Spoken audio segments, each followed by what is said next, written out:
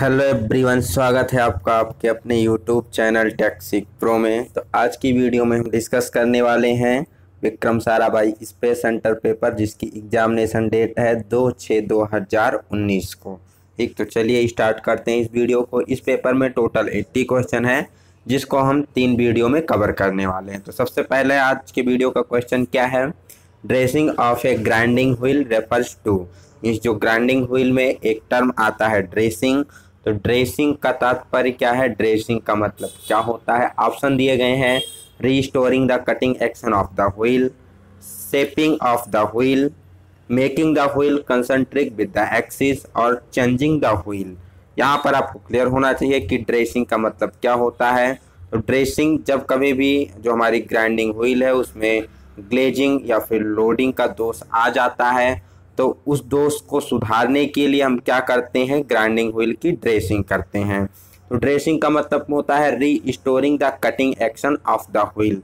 जो grinding wheel है उसमें जो एब्रेसिव कण है उनके कणों को क्या करना? रीस्टोर करना, उसके कणों की धार को फिर से शार्प करना, जिससे कि वो क्या कर सके? मेटल की कटिंग कर सके। तो यही क्या कहलाती है? ड्रेसिंग कहलाती है। वो चाहे ग्लेजिंग हो या लोडिंग हो।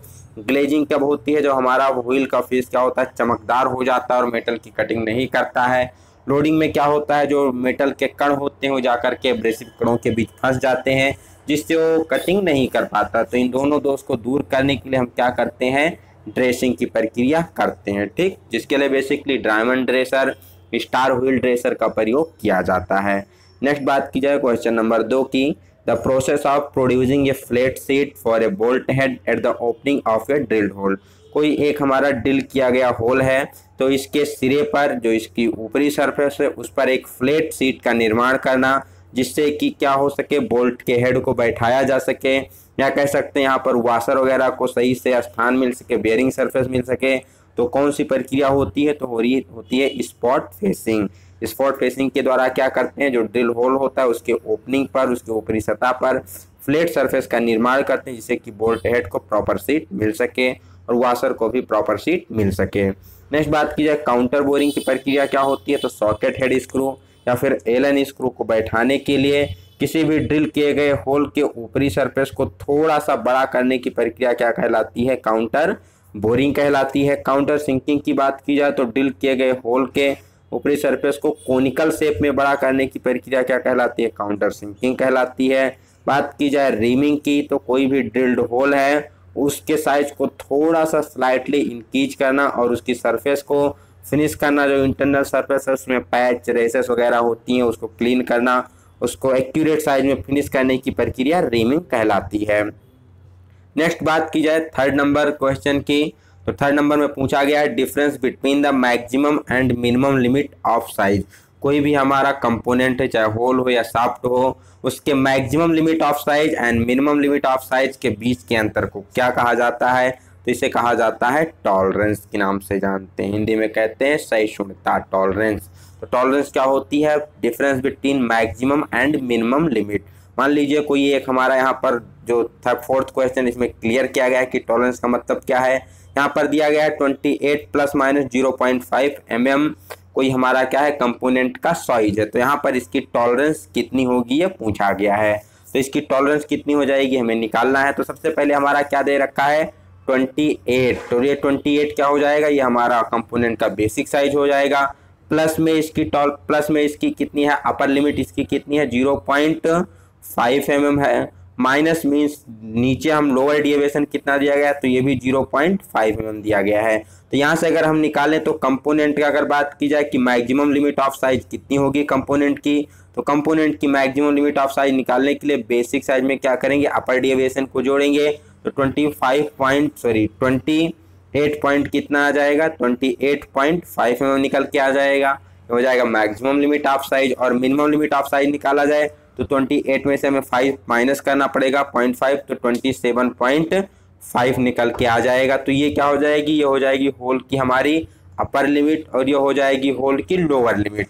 अब इन दोनों के बीच का जो डिफरेंस होता है, इनका अंतर होता है, इसी को क्या कहते हैं? टॉलरेंस कहते हैं। तो जब हम 28.5 में से 27.5 को घटाएंगे तो यहाँ से कितना निकल के आ जाएगा?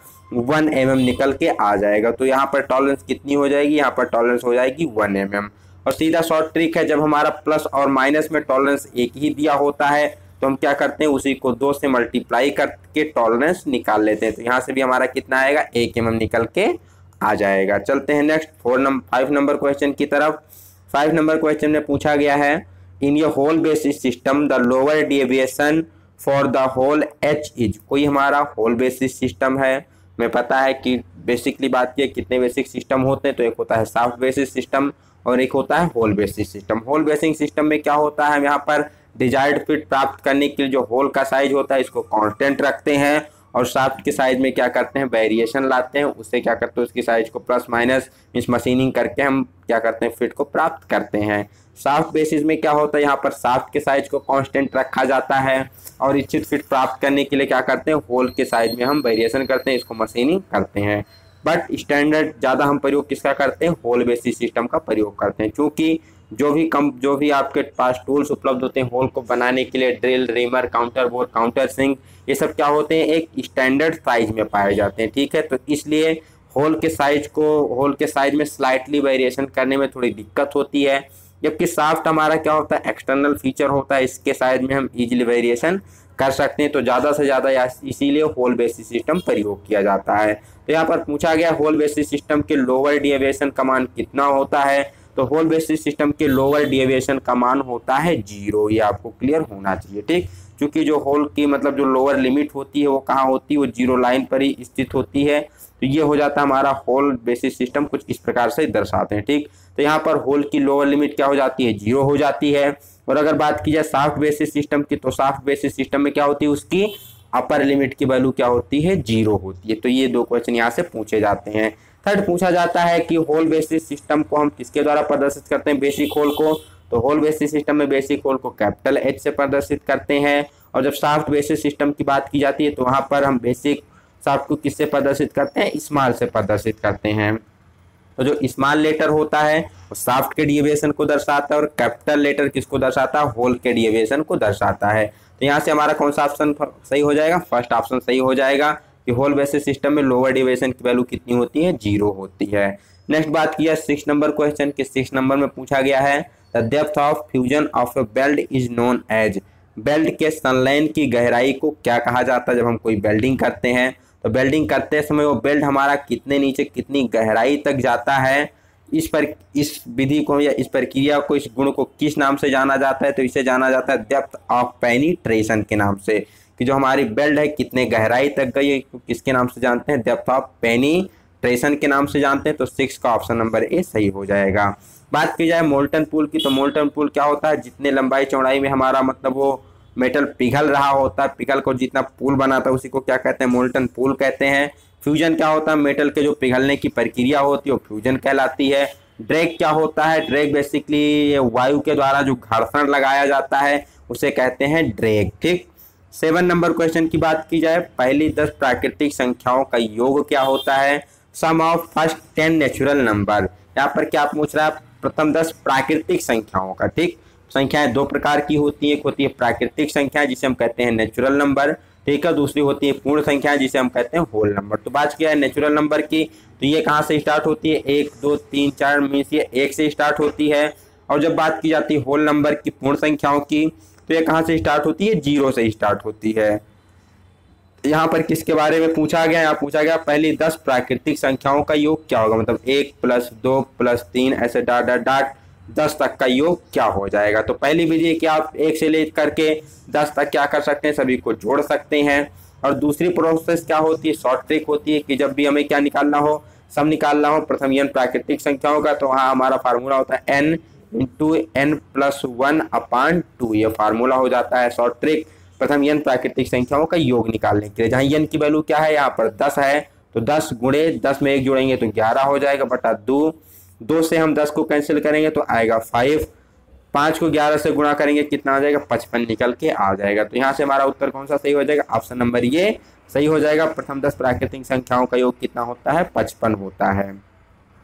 नेक्स्ट 8 नंबर क्वेश्चन में पूछा गया है the operation of producing pattern on cylindrical external surface by pressing a tool is known as. कोई भी हमारी क्या है, एक सिलेंड्रिकल सरफेस है, कोई एक बेलनाकार सरफेस है, तो उसके मीन्स बाहरी सरफेस पर मीन्स पर एक टूल द्वारा जो छाप छोड़ा जाता है, पैटर्न बनाया जाता है प्रेस करके, इस विधि को क्या कहते हैं? ऑप्शन है बोरिंग, नर्लिंग, टर्निंग या फिर टेप एंड टर्निंग। तो ये प्रोसेस होती है नर्लिंग। ठीक, बेसिकली नर्लिंग में क्या किया जाता है? नल टूल का प्रयोग करके किसी भी सिलेंड्रिकल वर्कपीस की सरफेस पर क्या किया जाता है? निशान बनाए जाते हैं। ठीक, तो ये आपको क्लियर होने चाहिए। ठीक, ये मान लीजिए हमारी सिलेंड्रिकल सरफेस है, तो इस पर हम क्या करते हैं?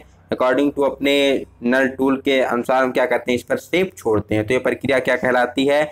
नर्लिंग कहलाती है, जिससे क्या होता है? ग्रेपिंग पावर बढ़ती है, देखने में भी वो सुंदर लगता है। बोरिंग क्या होती है? कोई भी ड्रिल्ड होल है उसको मीन्स कह सकते हैं उस होल को बड़ा करने की प्रक्रिया बोरिंग कहलाती है। टर्निंग मीन्स किसी भी सिलेंड्रिकल वर्कपीस के सरफेस से उसकी लंबाई में मेटल को हटाना क्या कहलाता है? टर्निंग कहलाता है। टेपर टर्निंग मीन्स टेपर के रूप में उस सरफेस को बनाना टेपर टर्निंग कहलाता है। Next 9 number question, the shape of a rasp cut file. सबसे मोस्ट इंपॉर्टेंट फाइल से कि जो रैस्प कट फाइल होती है, मोटी रेतन कर्तन फाइल, इसका आकार कैसा होता है? तो रैस्प कट फाइल का आकार होता है हाफ राउंड। ये केवल और केवल एक ही शेप में पाई जाती है, हाफ राउंड शेप में पाई जाती है। इससे और कौन से क्वेश्चन पूछे जाते हैं? तो पूछा जाता है रैस्प कट फाइल के दांते किस प्रकार होते हैं? तो इंडिविजुअल शार्प टीथ होते हैं ट्रेंगुलर शेप में। प्रयोग कहाँ करते हैं? तो इसका प्रयोग बेसिकली सॉफ्ट मेटल जो होते हैं, नरम धातुएं होती हैं, जैसे कि बात की जाए नरम धातुओं में वुड हो गया, लेदर हो गया, प्लास्टिक हो गया, इन सब की फाइलिंग करने के लिए प्रयोग की जाती है रैस्प कट फाइल। चलते हैं नेक्स्ट क्वेश्चन 10 नंबर क्वेश्चन की तरफ।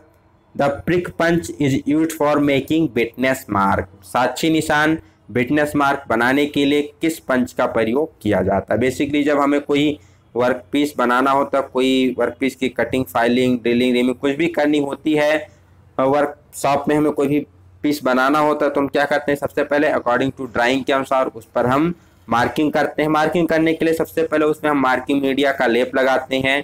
मार्किंग मीडिया का लेप लगाने के बाद स्क्राइबर के द्वारा उस पर हम रेखाएं खींचते हैं। स्क्राइबर से रेखाएं खींचने के बाद, अब चूंकि जो स्क्राइबर की रेखाएं होती हैं इतनी गहरी नहीं होती हैं कि वो ऑपरेशन के अंत तक रह सकें। बीच में क्या हो सकता है? ऑपरेशन करते समय हम कूलेंट वगैरह का प्रयोग करते हैं या मशीनिंग ऑपरेशन करते हैं, तो इन रेखाओं के मिटने की संभावना रहती है। तो इन रेखाओं को परमानेंट करने के लिए, जिससे कि ये मिटे ना जब तक कि वर्क किया जा रहा है, इसके लिए हम क्या करते हैं? इन रेखाओं पर पंच की सहायता से कुछ छोटी छोटी दूरियों पर क्या करते हैं? निशान लगा देते हैं।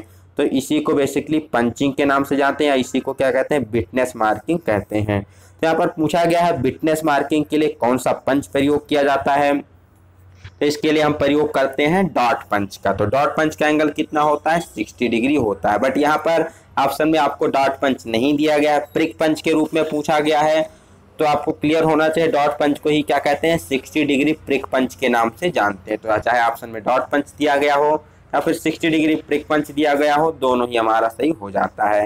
नेक्स्ट बात की जाए 30 डिग्री प्रिक पंच का प्रयोग कहाँ करते हैं? तो इसका प्रयोग बेसिकली डिवाइडर के हेड को स्थान देने के लिए हम क्या करते हैं? 30 डिग्री प्रिक पंच का प्रयोग करते हैं। ठीक, या फिर शीट मेटल शॉप में प्रिक पंच का प्रयोग किया जाता है स्क्राइबिंग, लाइन स्क्राइबिंग के लिए। सेंटर पंच 90 डिग्री, इसका प्रयोग करते हैं ड्रिल होल करने से पहले। ड्रिल को बैठाने के लिए जो हम पंच पॉइंट लगाते हैं, उसके लिए बेसिकली सेंटर पंच 90 डिग्री का प्रयोग किया जाता है। नेक्स्ट क्वेश्चन 11 नंबर, ये standard hexa blade of 300 mm length है 375 teeth. What is the classification and type of set of blade? कोई एक हमारा हेक्सा ब्लेड है जिसकी लंबाई कितनी दी गई है? 300 मिलीमीटर दी गई है, और उसमें दांते कितने हैं? तो उसमें टोटल 375 दांते हैं। तो पूछा गया ये किस प्रकार का ब्लेड है, क्लासिफिकेशन इसकी क्या होगी? तो सबसे पहले क्लासिफिकेशन के लिए हमें पिच निकालना होगा। तो पिच निकालने के लिए जो उसकी हमारी लेंथ दी गई है 300 mm, इसको हम डिवाइड कर देंगे नंबर ऑफ टीथ से। क्योंकि पिच का मतलब क्या होता है? 1 mm में कितने दांते हैं उसी का मतलब होता है पिच। तो यहाँ से हम डिवाइड करेंगे 300 को 375 से, तो निकल के आ जाएगा 0.8 mm पिच। ठीक, मीन्स यहाँ 1 mm में कितने तीत हैं? तो 1 mm में तीत की संख्या निकल के आ गई 0.8। ठीक, मीन्स यहाँ जो पिच हो गई, दो दांतों के बीच की दूरी हो गई, वो कितनी है? 0.8 mm है। तो 0.8 mm वाले सेट को हम क्या कहते हैं? वो काफ़ी फाइन सेटिंग होती है, इसे हम क्या कहते हैं? फाइन पिच ब्लेड के नाम से जानते हैं।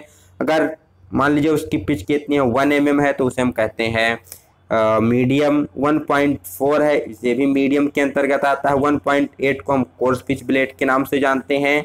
अब जो हमारी टीथ की सेटिंग होती है बेसिकली 2 प्रकार से होती है। जिनकी पिच 1.4 और 1.8 mm होती है उसमें की जाती है स्टैगर्ड सेटिंग, और जिसकी पिच 0.8 mm या फिर 1 mm होती है एक्सा ब्लेड की उसमें की जाती है वेव सेटिंग।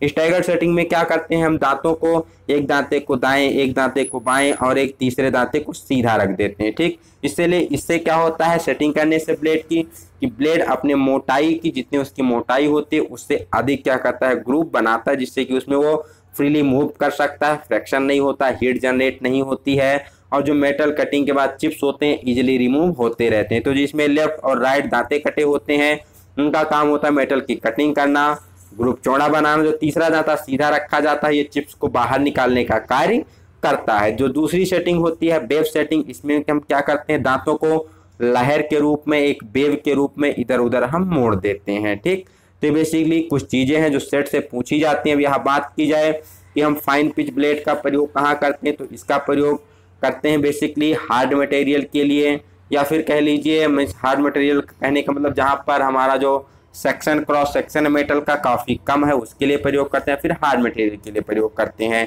जो हमारी कोर्स पिच ब्लेड होती है इसका प्रयोग किया जाता है सॉफ्ट मटेरियल के लिए, या फिर जहाँ पर हमें क्रॉस सेक्शन काफ़ी ज़्यादा होता है। ठीक, क्रॉस सेक्शन ज़्यादा होता है वहाँ पर हम प्रयोग करते हैं कोर्स पिच ब्लेड का। नेक्स्ट 12 नंबर क्वेश्चन में पूछा गया find out the speed setting means RPM find out करना है। हाई स्पीड स्टील ड्रिल के लिए ड्रिल का डायमीटर दिया गया है 24 mm और जो मैक्सिमम कटिंग स्पीड दी गई है वो दी गई 35 मीटर पर मिनट। यहाँ पर आपको क्या करना है कटिंग स्पीड का कटिंग स्पीड पता है 35 मीटर पर मिनट, ड्रिल का डायमीटर 24 mm पता है, हमें निकालना क्या है आरपीएम मींस एन की वैल्यू काउंट करनी है। तो आरपीएम निकालने के लिए फार्मूला क्या होता है, तो एन बराबर होता है कटिंग स्पीड इंटू 1000 अपान पाई इंटू डी। ये हमारा फार्मूला हो जाता है किसके लिए, हमारा आरपीएम को कैलकुलेट करने के लिए। अब हम वैल्यू रख देते हैं। तो सबसे पहले कटिंग स्पीड कितनी दी गई है 35 दी गई है, इंटू 1000 अपान पाई की वैल्यू 3.14 इंटू डी की वैल्यू कितनी है 24 है। ठीक, तो यहाँ पर चूंकि सारे ऑप्शन किस में दिए गए अप्रॉक्सीमेट दिए गए तो आपको अप्रॉक्सीमेट कैलकुलेट करना है, एक्यूरेट कैलकुलेशन की जरूरत नहीं है। तो जब यहाँ से हम कैंसिल करते हैं 35 को अगर कैंसिल किया जाए 3.14 से तो लगभग कितना निकल के आ जाएगा 10 के करीब निकल के आ जाएगा। अब जब हम इसको कैंसिल करते हैं 1000 को कैंसिल करते हैं 24 से तो 24 चौका 96 लगभग ये 40 के करीब निकल के आ जाता है। तो जब हम 10 को 40 से मल्टीप्लाई करेंगे तो कितना आ जाएगा 400 आ जाएगा। तो यहाँ से इसकी आरपीएम कितनी हो जाएगी 400 आरपीएम अप्रॉक्सीमेटली हो जाएगी। नेक्स्ट बात की जाए 13 नंबर क्वेश्चन की, what is the clearance angle if the angle of inclination of A chisel with the point angle 60 degree is 39.5 degree. यहाँ पर बेसिकली हमारा जो कोई एक चीजल है उसका दिया गया पॉइंट एंगल बिंदु कोण कितना है 60 डिग्री है। अब छेनी का जो नति कोण है एंगल ऑफ इंक्लाइनेशन है 39.5 डिग्री दिया गया है। तो क्लियरेंस एंगल जो स्पर्शी कोण है उसकी गणना करनी है। ठीक, मान लीजिए हमारा कोई हमारी कोई मेटल सरफेस है जहां पर हमें क्या करनी है चिपिंग करनी है। ठीक है, अब इसके एक परपेंडिकुलर एक लंबवत सरफेस होगी। यहाँ पर मान लीजिए हमारा ये कुछ इस प्रकार से चीजल रखा हुआ है। ठीक है, मतलब ये चीजल की जो ये है मतलब ये हमारा कोई चीजल है।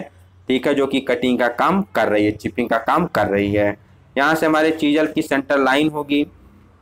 तो ये जो जहाँ पर चीजल जिस पॉइंट पर कटिंग करती है उसके मीन्स चीजल के अपर सरफेस जो उसकी चीजल की ऊपरी सरफेस होती है, और साथ ही साथ जिस पॉइंट पर कटिंग करती है उस जॉब के परपेंडिकुलर जो एंगल होता है यहाँ पर जो एंगल बनता है इसको हम कहते हैं रैक एंगल के नाम से। तो चीजल की जो बॉटम सरफेस होती है और वर्क पीस की जो सरफेस होती है वर्किंग सरफेस होती है, इसके बीच के एंगल को हम क्या कहते हैं, इसके बीच के एंगल को क्लियरेंस एंगल के नाम से जानते हैं। और चीजल की अपर सरफेस और बॉटम सरफेस के बीच का जो एंगल होता है इसको हम कहते हैं पॉइंट एंगल के नाम से। चीजल की सेंटर लाइन और जॉब की जो सरफेस होती है वर्किंग सरफेस होती है इसके बीच के एंगल को क्या कहते हैं, तो इसको हम कहते हैं एंगल ऑफ इंक्लाइनेशन। तो एंगल ऑफ इंक्लाइनेशन की वैल्यू हमें दी गई है 39.5। यहाँ से जो हमारा पॉइंट एंगल दिया गया है 60 डिग्री दिया गया है। तो पॉइंट एंगल को जो हम सेंटर लाइन डाल के डिवाइड करेंगे तो यहाँ से लेकर के इतनी वैल्यू कितनी हो जाएगी, यहाँ से यहाँ तक ये वैल्यू हो जाएगी 30 डिग्री। तो टोटली हमारा सेंटर लाइन से यहाँ तक कितना है 39.5 है। और जो ये इतनी वैल्यू है ये कितनी है, हाफ मींस पॉइंट एंगल कितना है 30 डिग्री है, तो क्लियरेंस एंगल कितना हो जाएगा, तो यहाँ से 39.5 में से 30 माइनस करेंगे तो निकल के आ जाएगा 9.5 डिग्री। तो ये क्वेश्चन कई बार एग्जाम में पूछा गया है, तो इसको आप क्लियर कर लीजिएगा। नेक्स्ट क्वेश्चन की बात की जाए 14 नंबर क्वेश्चन, चूज ये drilling machine for drilling multiple hole of larger diameter. जहां पर हमें बहुत बड़े व्यास के काफी अधिक छिद्रों के ड्रिलिंग करनी होती, वहां पर कौन सी ड्रिलिंग मशीन का प्रयोग किया जाता है, तो यहाँ पर प्रयोग किया जाता है रेडियल ड्रिलिंग मशीन। ठीक, radial drilling machine basically heavy कार्यों के लिए, काफी बड़े कार्यों के लिए प्रयोग की जाती है। इसकी और क्या विशेषता होती है, तो रेडियल ड्रिलिंग मशीन में क्या करते हैं, वर्कपीस को हम एक स्थान पर फिक्स कर देते हैं। इसके मीन्स हमें सेटिंग को बार बार चेंज करने की जरूरत नहीं पड़ती है। और ड्रिल में क्या करता है, जो रेडियल आर्म होता है वो 360 डिग्री पर घूम सकता है, तो इसलिए ड्रिल के पोजीशन को हम क्या कर सकते हैं, चेंज कर सकते हैं, अलग अलग पोजीशन में उसको हम सेट कर सकते हैं। तो यहाँ पर क्या करते हैं, वर्कपीस की पोजीशन को हम चेंज नहीं करते, एक ही पोजीशन में फिक्स रखते हैं और ड्रिल को डिफरेंट डिफरेंट लोकेशन पे ले जा करके क्या करते रहते हैं, हम होल करते रहते हैं। तो बेसिकली विशेषता होती है रेडियल ड्रिलिंग मशीन की। ठीक, नेक्स्ट पूछा जाए, नेक्स्ट बात किया जाए 15 नंबर क्वेश्चन की, 15 नंबर क्वेश्चन में क्या पूछा गया है, सॉरी फॉर डिस्टर्बेंस, यहाँ क्या पूछा गया है 15 नंबर क्वेश्चन में, ये metric outside micrometer of range 100 to 125 mm is used to measure the diameter of a rod, barrel graduation shows 16.5 mm and the thimble graduation in the line with barrel datum line was 28। यहाँ पर कोई एक micrometer है जिसकी range दी गई है 100 से 125 millimetre. ठीक, कौन सा मीटर है, आउटसाइड माइक्रोमीटर है, जिसका प्रयोग किया जा रहा है किसी एक छड़, एक रॉड के व्यास को मापने के लिए। ठीक है, अब यहाँ पर जो बैरल ग्रेजुएशन है 16.5 mm दर्शाई गई है।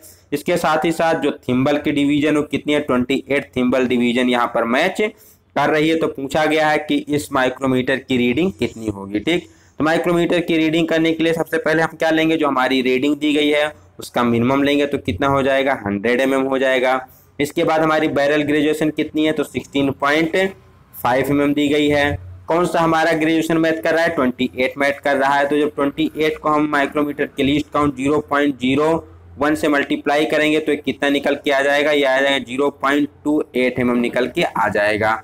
तो जब हम इन तीनों को ऐड करेंगे तो कितना आ जाएगा, ये 8 हो जाएगा, 5 to 7 हो जाएगा, ये आपका 6 और फिर ये 1 मीन्स 116.78 निकल के आ जाएगा। ठीक, कितना आ जाएगा, 116.78 मीटर निकल के आ जाएगा। कैसे बार फिर से समझते हैं, जो हमारी मीन्स जो उसकी रेंज है माइक्रोमीटर की, तो मिनिमम रेंज कितनी है 100 प्लस उसमें हम ऐड करेंगे बैरल ग्रेजुएशन 16.5 को, प्लस 28 को मल्टीप्लाई करेंगे किससे, लीस्ट काउंट 0.01 से, तो निकल के आ जाएगा 0.28।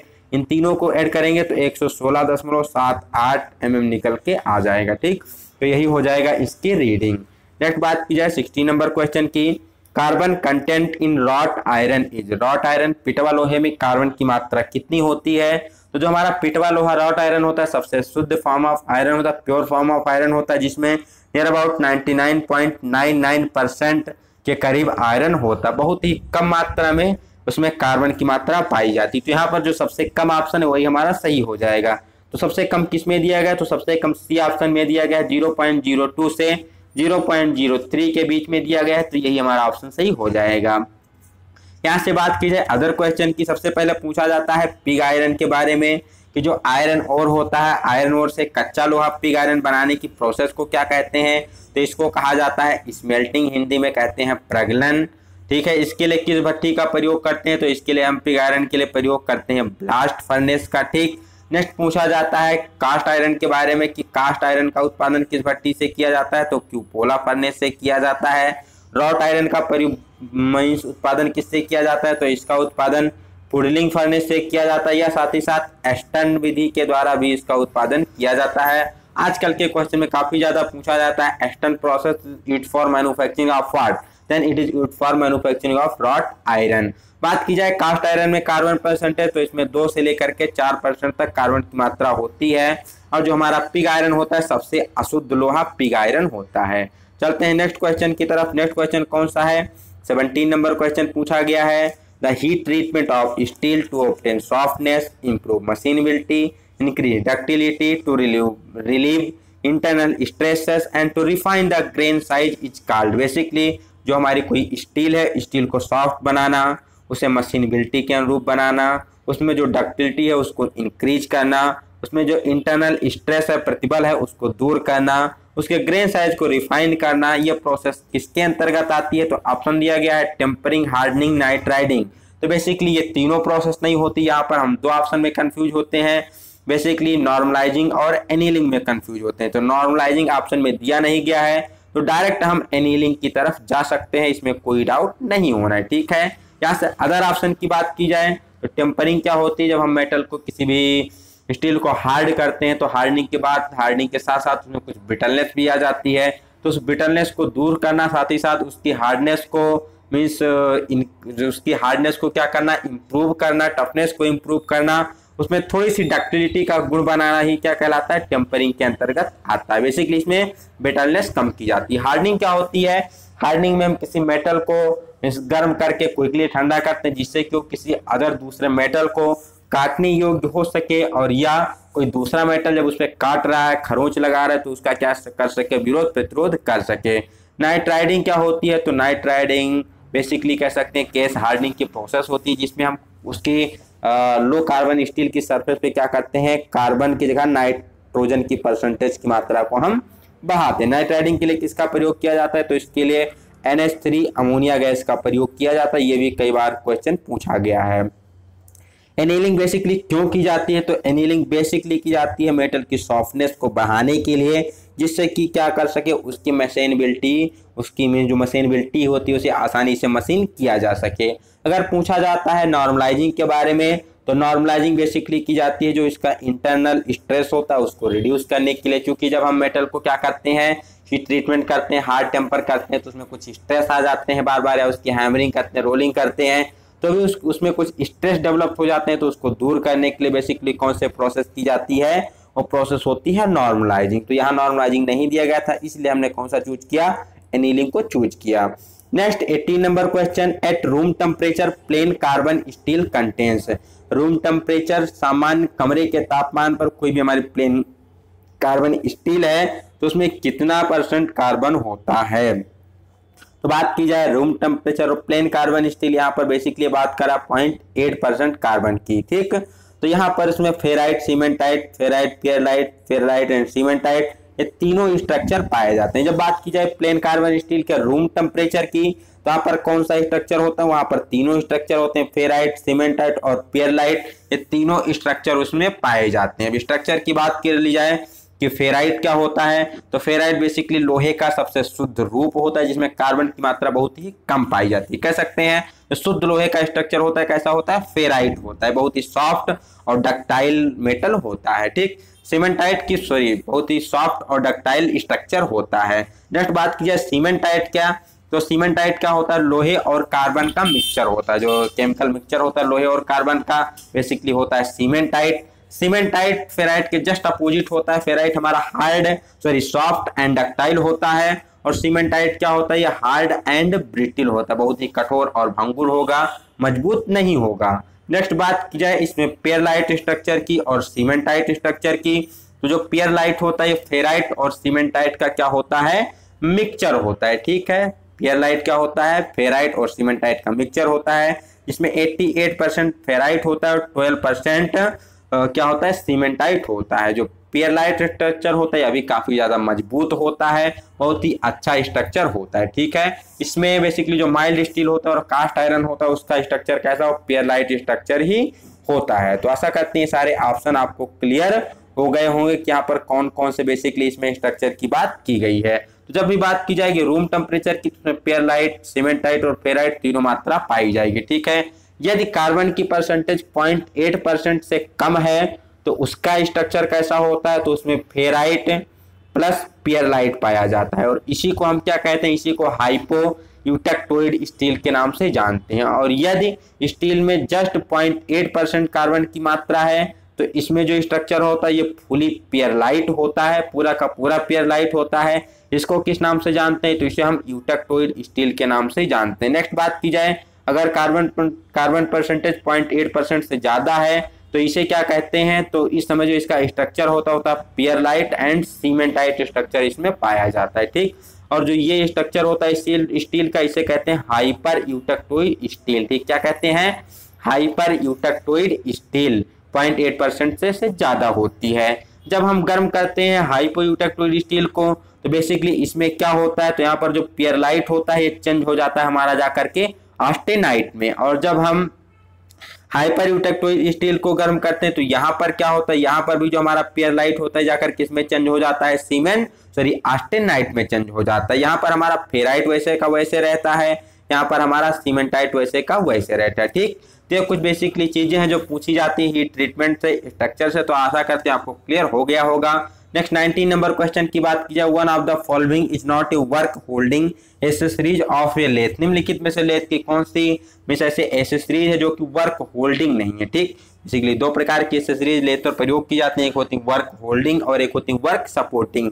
यहाँ से बात की जाए face plate, mandrel, self centring chuck, ये तीनों किसके अंतर्गत आते हैं, वर्क होल्डिंग के अंतर्गत आते हैं। जबकि जो हमारी कैच प्लेट है ये वर्क सपोर्टिंग डिवाइस के अंतर्गत आती है, वर्क होल्डिंग डिवाइस नहीं होती। तो यहाँ से कौन सा ऑप्शन सही हो जाएगा, option number C catch plate सही हो जाएगा। बात की जाए फेस प्लेट की, तो फेस प्लेट का प्रयोग कहाँ करते हैं, तो बेसिकली जो भी कोई हमारी इरेगुलर सरफेस होती है, ठीक। कौन सी सरफेस, इरेगुलर सरफेस होती है, फ्लैट सरफेस कह लीजिए, ठीक। ऑड वर्क पीस हो गई जो कास्टिंग की होती है, जिग एंड फिक्चर होते हैं, ठीक है। उन सबको होल्ड करने के लिए किसका प्रयोग किया जाता है, उन सबको होल्ड करने के लिए बेसिकली फेस प्लेट का प्रयोग किया जाता है। या इसेंट्रिक टर्निंग करने के लिए भी हम फेस प्लेट का प्रयोग करते हैं। सेल्फ सेंटरिंग चक की बात की जाए तो इसे त्रिज्या चक के नाम से भी जानते हैं। इसमें हम क्या कर सकते हैं, रेगुलर वर्क पीस को, हेक्सागोन, ऑक्टागोन वर्क पीस को ही होल्ड करते हैं। मैंड्रेल के बारे में पूछा जाता है, तो मैंड्रेल का प्रयोग हम वहां करते हैं जिस सरफेस में जो हमारी मान लीजिए कोई सिलेंड्रिकल हमारी जॉब है और उसमें ऑलरेडी क्या है, सेंटर होल बना, उसमें ऑलरेडी एक होल बना हुआ है जो कि होल क्या है, फिनिश है। जैसे बात कर लीजिए पुली की बात कर ली जाए, तो पुली क्या होती है, उसमें एक इंटरनल होल बना होता है जो कि ऑलरेडी फिनिश होता है। अब हमें उसके ऊपरी सरफेस पे क्या करनी है, उसकी टर्निंग करनी है, एक्सटर्नल टर्निंग करनी है। साथ ही साथ हमें उसके इंटरनल जो हमारा होल है उसको भी क्या करना, प्रोटेक्ट करना है। तो इस दशा में हम प्रयोग करते हैं किसका, मैंड्रेल का प्रयोग किया जाता है, जो कि सेंटर टू सेंटर के बीच जॉब को होल्ड करने का कार्य करता है। बेसिकली हाई जो भी हाई क्वालिटी के स्टील होते हैं, हाई कार्बन स्टील या फिर हाई स्पीड स्टील से इसको बनाया जाता है, ठीक है। मैंड्रेल भी आपके कई प्रकार के होते हैं। जब भी कभी नेक्स्ट क्वेश्चन आएगा मैंड्रेल का तो हम मैंड्रेल को पूरे डिटेल में डिस्कस करेंगे। चलिए देखते हैं नेक्स्ट क्वेश्चन की, नेक्स्ट ऑप्शन की, जो यहाँ पर कैच प्लेट पूछा गया है। तो कैच प्लेट इस क्वेश्चन का हमारा आंसर है, जो कि क्या है, एक वर्क होल्डिंग ना होकर के एक सपोर्टिंग डिवाइस है। तो जब भी क्या करते हैं हम दो सेंटरों के बीच, दो जो हमारे लाइव सेंटर डेड सेंटर जो होते हैं, लाइव सेंटर हेड स्टॉक में, डेड सेंटर टेल स्टॉक में होल्ड होता है। तो जब भी हमें कभी दो सेंटरों के मध्य जॉब को पकड़कर उस पर कोई ऑपरेशन करना हो तो उसकी टर्निंग करनी होती है, तो ड्राइविंग प्लेट का प्रयोग किया जाता है डॉग कैरियर के साथ में जॉब को होल्ड सपोर्ट करने के लिए। अब ये ड्राइविंग प्लेट कई प्रकार की होती है, जैसे कैच प्लेट हो गई, ड्राइविंग प्लेट विद पिन हो गई, सेफ्टी ड्राइविंग प्लेट हो गई। तो इसमें आती है आपकी कैच प्लेट। तो कैच प्लेट बेसिकली क्या होती है, कास्ट आयरन की एक गोलाकार प्लेट होती है जिसमें क्या होता है, एक यू स्लॉट कटा होता है। कैसा स्लॉट कटा होता है, कई बार पूछा गया है कि कैच प्लेट में किस प्रकार का होल होता है। तो कैच प्लेट में बेसिकली बात की जाए तो यहाँ पर एक यू स्लॉट कटा होता है, ठीक, यू आकार का एक स्लॉट कटा होता है, जिसमें हम क्या करते हैं, जिसमें बेंट टेल कैरियर के बेंट लेग को फंसा करके हम क्या कर सकते हैं, वर्क को सपोर्ट कर सकते हैं। सेंटर में हमारा एक होल होता है, ठीक, इसमें हम जॉब को डालते हैं, यहाँ पर एक नीचे एक और ग्रुप बना होता है, ठीक। तो नेक्स्ट बात की जाए, अगर ड्राइविंग प्लेट पूछा जाता है तो ड्राइविंग प्लेट के साथ हम स्ट्रेट टेल कैरियर का प्रयोग करते हैं और कैच प्लेट के साथ बेंट टेल कैरियर का प्रयोग करते हैं। 20 नंबर क्वेश्चन में क्या पूछा गया है, Which one of the following control the chip geometry while turning?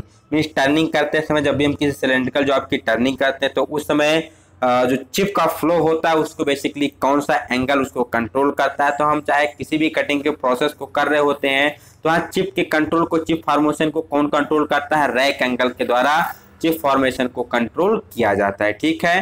Clearance angle दिया जाता है बेसिकली टूल को रबिंग से बचाने के लिए। चलते हैं नेक्स्ट बात की जाए 21 नंबर क्वेश्चन की, ये फिट डिजाइनेटेड एट 30H7G6, यहाँ पर 30H7G6 के रूप में किसी होल को डेजिग्नेट किया गया है, ठीक। कोई एक हमारा इस कंपोनेंट का साइज दिया गया है तो पूछा गया है कौन से फिट है। तो यहाँ पर क्लियर होना चाहिए 30 क्या है, basic size, H fundamental hole को दर्शा रहा है, लोअर डेविएशन ऑफ होल को। फंडामेंटल डेविएशन ऑफ होल 7 क्या है, ग्रेड ऑफ होल है, tolerance grade of hole. G क्या है, ये शाफ्ट के मींस फंडामेंटल डेविएशन को दर्शा रहा है। 6 क्या है, टॉलरेंस ग्रेड फॉर शाफ्ट के लिए दिया गया है। तो हमने पढ़ा था फिट हमारे 3 प्रकार की होती है, CTI, क्लियरेंस, ट्रांजिशन, इंटरफेरेंस। तो यहाँ पर बेसिकली हम क्या करते हैं, फिट को हम उसके शाफ्ट और होल के टॉलरेंस ग्रेड के अनुसार डिसाइड करते हैं। तो पढ़ा था हमने ए से लेकर के अगर एच तक हमारा शाफ्ट का साइज है तो क्लियरेंस के अंतर्गत आता है, ठीक है। फिर आई से लेकर के अगर आई जे के एल एम एन के बीच में है तो एक कौन सा आता है, एन तक है हमारा तो कौन सा आता है, ट्रांजिशन आता है। फिर यहाँ क्यू से लेकर के बेसिकली जो जर्थ का लेटर होता है ये इंटरफेरेंस के अंतर्गत आता है। तो यहाँ हमारा दिया गया है जी, तो जी से क्या हो जाएगा, ये बेसिकली क्लियरेंस फिट के अंतर्गत आ जाएगी। इसमें होल का साइज बड़ा होगा और शाफ्ट का साइज छोटा होगा, ठीक। चलते हैं नेक्स्ट क्वेश्चन की बात की है 22 नंबर की। तो यहाँ पर एक होल का साइज दिया गया और शाफ्ट का साइज दिया गया है। अब पूछा गया है मिनिमम इंटरफेरेंस कितना होगा। तो मिनिमम इंटरफेरेंस मतलब शाफ्ट का साइज बड़ा होगा और होल का साइज छोटा होगा। तो मिनिमम कम से कम हम कितना शाफ्ट का साइज बड़ा रख सकते हैं हम इस इंटरफेरेंस फिट को प्राप्त करने के लिए, यहीं पर पूछा गया। हम अधिकतम कितना होल का साइज रख सकते हैं, मिनिमम कितना होल का साइज रख सकते हैं, इस मिनिमम कम से कम अंतर कितना होगा उसके बीच, यही पूछा गया। तो इसके लिए हमें चाहिए होता है मिनिमम इंटरफेरेंस निकालने के लिए मैक्सिमम शाफ्ट का साइज और मिनिमम शाफ्ट का साइज और मैक्सिमम होल का साइज। तो यहाँ पर हमें दिया गया होल का अगर बात की जाए डायमेंशन की तो 25 इसका क्या है, बेसिक साइज होल का है। अब यहाँ पर जो इसकी लोअर डेविएशन दी गई है 0 दी गई है तो इसकी लोअर लिमिट क्या हो जाएगी, शाफ्ट की 25 हो जाएगी। नेक्स्ट अपर डेविएशन 0.021 दिया गया है तो होल की अपर लिमिट कितनी हो जाएगी, 25.021 mm यहाँ से हो जाएगी। बात कीजिए शाफ्ट की तो इसका भी जो बेसिक है कितना है, 25 है। अब इसकी जो लोअर डेविएशन है कितनी है, 0.022 दी गई है तो इसकी जो बेसिक साइज जो इसकी लोअर लिमिट आप शाफ्ट हो जाएगी वो बेसिक साइज में हम लोअर डेविएशन को ऐड करेंगे तो 25.022 mm हो जाएगी शाफ्ट की लोअर लिमिट। अपर लिमिट की बात किया तो 25 में जब हम 0.035 को ऐड करेंगे तो निकल के आ जाएगा 25.035। तो ये क्या हो जाएगी, शाफ्ट की अपर डेविएशन हो जाएगी। अब हमें चाहिए क्या, हमें चाहिए मिनिमम इंटरफेरेंस। तो मिनिमम इंटरफेरेंस के लिए फार्मूला होता है कि जो हमारी शाफ्ट की मिनिमम लिमिट, ठीक है, शाफ्ट की हमें मिनिमम लिमिट लेनी है और होल की अपर लिमिट लेनी है। तो शाफ्ट की मिनिमम हमारी कितनी निकल के आई, 25 में 0.02 जोड़ेंगे तो 25.022 ये हो गई शाफ्ट की मिनिमम लिमिट। और होल की अपर लिमिट के लिए 25 में 0.021 जोड़ेंगे तो निकल के आ जाएगा 25.021, ठीक, कितना निकल के आ जाएगा 25.021। तो हमें इसी का डिफरेंस निकालना, तो 25.022 में से 25.021 घटाएंगे तो 0.001 mm निकल के आ जाएगा, ठीक। 0.001 mm को ही हम क्या कहते हैं, 1 माइक्रोन कहते हैं। तो यहाँ से हमारा कौन सा सही होगा, 0.001 मिलीमीटर या इसी को 1 माइक्रोन कह सकते हैं, मिनिमम इंटरफेरेंस हो जाएगा, ठीक। चलते हैं नेक्स्ट क्वेश्चन की तरफ। 23 नंबर क्वेश्चन में क्या पूछा गया है, the width of cut produced in gas cutting operation is known as. जब भी हम क्या करते हैं, गैस कटिंग ऑपरेशन करते हैं मीन्स जो हमारी गैस वेल्डिंग की जो टॉर्च होती है उसकी सहायता से हम किसी मेटल की गैस कटिंग करते हैं। बेसिकली गैस कटिंग के लिए ऑक्सीजन गैस का प्रयोग किया जाता है, जो हमारा नोजल होता है उसके सेंटर में एक होल होता है, उसी के द्वारा ऑक्सीजन गैस सप्लाई की जाती है बेसिकली गैस की कटिंग करने के लिए। तो गैस कटिंग करते समय जो चौड़ाई होती है, कट की चौड़ाई होती है, उसे किसके नाम से जाना जाता है, तो उसे रेफ के नाम से जाना जाता है। तो 23 नंबर का कौन सा ऑप्शन सही हो जाएगा, बी ऑप्शन सही हो जाएगा, रेफ ऑप्शन सही हो जाएगा, ठीक।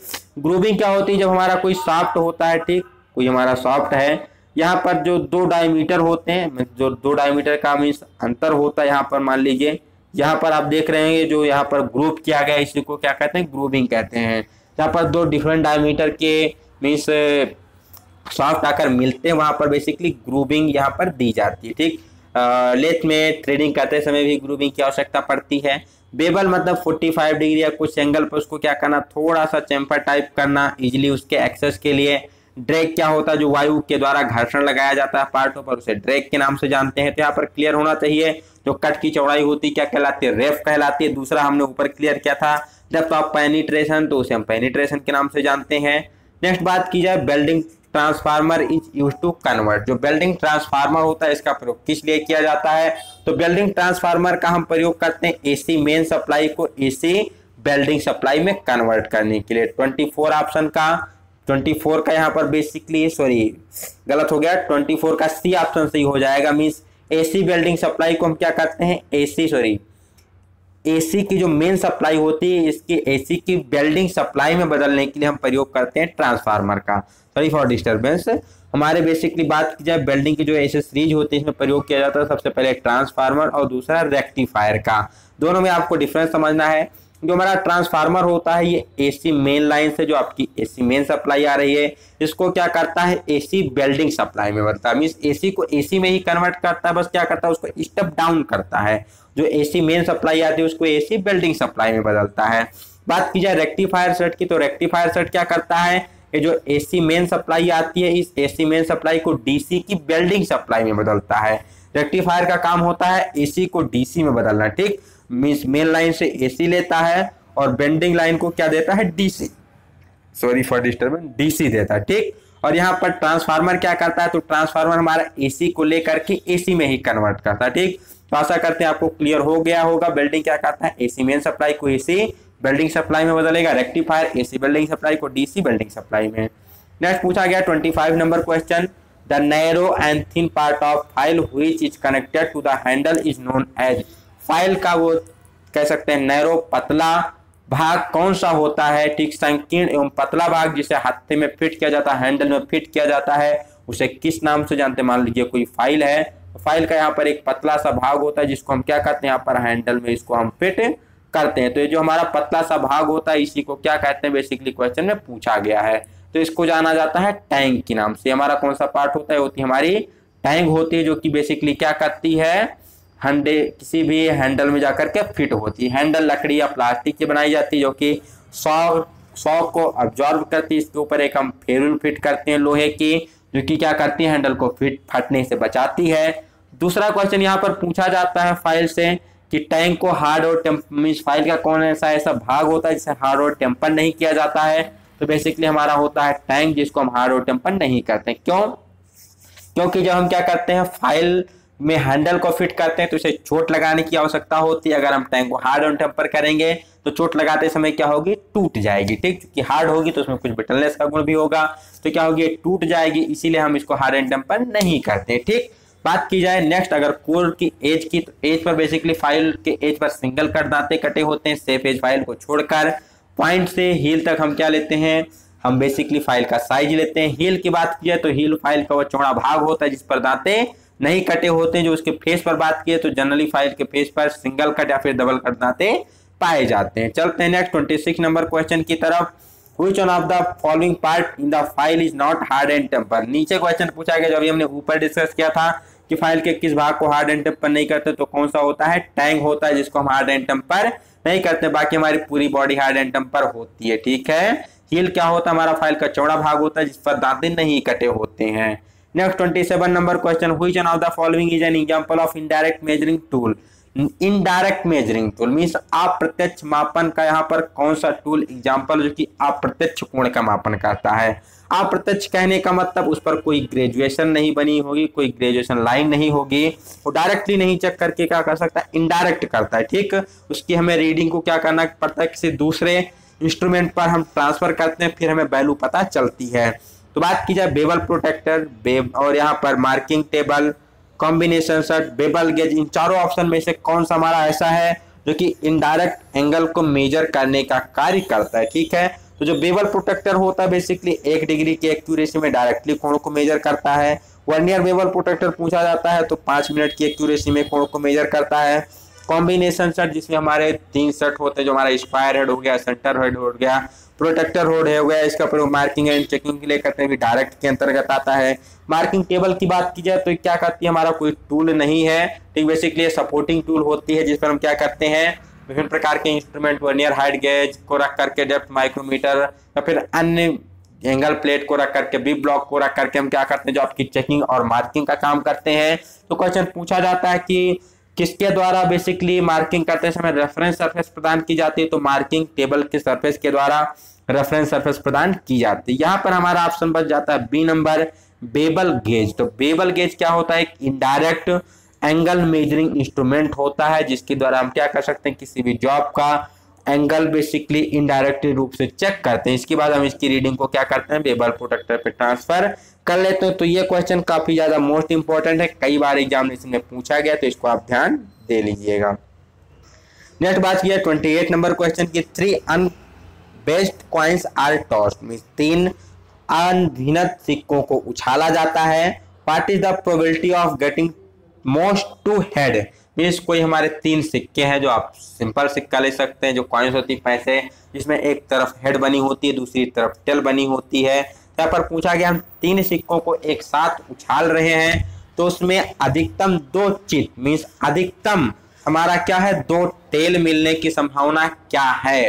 तो यहाँ पर पूछा गया है अधिकतम 2 टेल मिलने की संभावना क्या है। हम कितने सिक्कों को उछाल रहे हैं, 2 सिक्कों, सॉरी कितने को उछाल रहे हैं, हम यहाँ पर 3 सिक्कों को उछाल रहे हैं। और कितने होते हैं सिक्के में, कितने पार्ट होते हैं, 2 होते हैं, एक होता है हेड, एक होता है टेल। कितने को उछाल रहे हैं, 3 को उछाल रहे हैं, तो 2 की पावर 3 कितना आ जाएगा, 8 आ जाएगा। तो टोटल परिणाम हमारे कितने मिलेंगे सिक्कों को उछालने के बाद, जैसे अगर हम 3 सिक्कों को क्या कर रहे हैं, उछाल रहे हैं बारी बारी से, तो टोटल हमें कितने परिणाम मिलेंगे, तो 2 की पावर 3 मतलब 8 परिणाम हमें मिलेंगे। 2 हमने क्यों लिया, क्योंकि 2 ही प्रोबेबिलिटी है, या तो हेड आएगा या फिर टेल आएगा। 3 सिक्कों को उछाल रहे हैं तो 2 की पावर 8 मतलब 2 की पावर 3 मींस 8 हमें परिणाम प्राप्त होंगे। अगर हम 4 सिक्कों को उछालते हैं तो हमें कितने परिणाम मिलते हैं, 16 परिणाम मिलते हैं। ऐसे 2 सिक्कों को उछालते हैं तो कितने परिणाम मिलते हैं, हमें 4 परिणाम मिलते हैं। अगर एक ही सिक्कों को उछाला जाएगा तो या तो हेड आएगी या फिर टेल आएगा, मींस हमें केवल और केवल 2 परिणाम मिलेंगे। तो यहाँ से हम 3 सिक्कों को उछाल रहे हैं तो 2 की पावर 3 मींस 8 परिणाम मिलेंगे। ठीक, अब 8 परिणाम कौन कौन से हो सकते हैं, इसको हम कैसे निकालते हैं। तो इसको निकालने के लिए अगर 4 सिक्कों को उछाल लें तो शॉर्ट ट्रिक है आपके पास, शॉर्ट ट्रिक को समझ लीजिएगा कि कौन कौन सा परिणाम आपको मिल सकते हैं। सबसे पहले हम क्या कर सकते हैं, 4 बार हेड लिख लेंगे। क्या लिख लेंगे, 4 बार हेड लिख लेंगे और फिर 4 बार टेल लिख लेंगे। ठीक, 4 बार हेड और 4 बार टेल हम लिख लेंगे। इसके बाद क्या करेंगे, इसके बाद हम 2 बार हेड लिखेंगे, ठीक, और 2 बार टेल लिखेंगे। क्या करेंगे, 2 बार हेड लिखेंगे और 2 बार टेल लिखेंगे। ठीक, नेक्स्ट बात की जाए तो 1 बार हेड लिखेंगे, 1 बार टेल लिखेंगे, 1 बार हेड लिखेंगे, 1 बार टेल, 1 बार हेड, 1 बार टेल, 1 बार हेड, 1 बार टेल। तो ये टोटल 8 परिणाम आपको मिल सकते हैं। मींस पहली सिचुएशन ऐसी है कि तीनों में हेड आ जाए, दूसरी सिचुएशन हो सकती है 2 में हेड आए, तीसरे में टेल आए, पहले और तीसरे में हेड आ जाए, दूसरे में टेल आ जाए। तीसरी सिचुएशन पहले में हेड, दूसरे तीसरे में टेल आ जाए। नेक्स्ट पहले में टेल, दूसरे तीसरे में हेड, पहले में टेल, दूसरे में हेड, तीसरे में टेल, पहले दूसरे में टेल, तीसरे में हेड और लास्ट तीनों में टेल आ जाए। तो हमारी 8 सिचुएशन बनती है 3 सिक्कों को उछालने पर।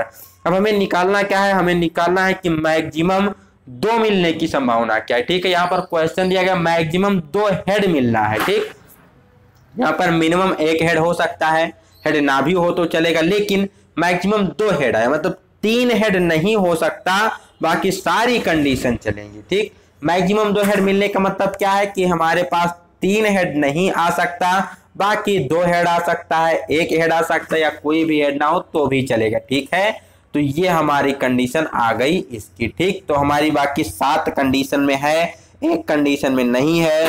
तो अगर हम क्या कर सकते हैं, मीन्स अगर देखा जाए तो हमें 7 मिल रहा है, 1 नहीं मिल रहा है, तो 7/8 हमारा इसकी प्रोबेबिलिटी हो जाएगी।